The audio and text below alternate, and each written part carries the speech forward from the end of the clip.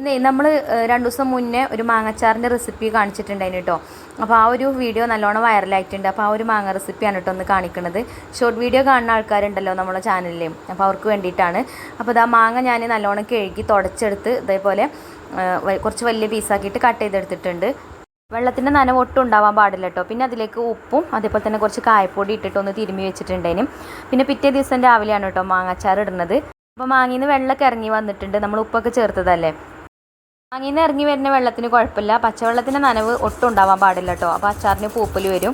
പിന്നെ ഒരു പാൻ അടുപ്പത്ത് വെച്ച് അതിലേക്ക് 3 സ്പൂൺ കടുകിട്ട് അതേപോലെ തന്നെ 2 സ്പൂൺ ഉലുവിട്ട് 4 ഏലക്കായ ഇട്ടിട്ട് ഒന്ന് വറുത്തെടുത്തിട്ടുണ്ട്, വറുത്ത് പൊടിച്ച് വെച്ചിട്ടുണ്ട്. പിന്നെ ഇതാ ഒരു പാൻ അടുപ്പത്ത് വെച്ച് അതിലേക്ക് കുറച്ച് നല്ലെണ്ണ ഒഴിച്ചു കൊടുത്തിട്ടുണ്ട്. എണ്ണ ചൂടായി വന്നപ്പോൾ 2 സ്പൂൺ കടുകിട്ടൊന്ന് പൊട്ടിച്ചെടുത്തു. അതുപോലെ തന്നെ 2-3 വറ്റൽമുളക് ഇട്ട് കൊടുത്തിട്ടുണ്ട്, കറിവേപ്പിൻ്റെ ഇലയും ഒക്കെ ഇട്ട് കൊടുത്തിട്ടുണ്ട്. പിന്നെ ഇതാ പൊടികളായിട്ട് നമ്മൾ കുറച്ച് കാശ്മീരി മുളക് പൊടിയും ചേർത്തിട്ടുണ്ട്, കുറച്ച് മുളക് പൊടിയും ചേർത്തിട്ടുണ്ട്. അതുപോലെ തന്നെ നമ്മൾ വറുത്ത് വെച്ച ആ ഒരു കടുകും ഉലുവയും വറുത്ത് പൊടിച്ച് വെച്ചല്ലോ, ആ ഒരു പൊടിയും ചേർത്ത് കൊടുത്തു. അതേപോലെ കുറച്ച് മഞ്ഞൾപ്പൊടിയും ചേർത്ത് കൊടുത്തു. അപ്പോൾ ഈ പൊടികൾ ചേർക്കുന്ന സമയത്ത് നമ്മൾ ഫ്ലെയിം ഓഫാക്കി കൊടുക്കണം കേട്ടോ. അപ്പോൾ ആ ഒരു പാത്രത്തിൻ്റെ ചൂടിൽ വേണം പൊടികളൊക്കെ ഒന്ന് മൂത്ത് വരാൻ കേട്ടോ, അല്ലാന്നുണ്ടെങ്കിൽ പൊടികളൊക്കെ കരിഞ്ഞു പോകും. പിന്നെ നമ്മൾ ഉപ്പ് തിരുമ്മി വെച്ച ആ ഒരു മാങ്ങ അതിലേക്ക് ചേർത്ത് കൊടുത്ത് ഒന്ന് മിക്സാക്കി കൊടുത്തു.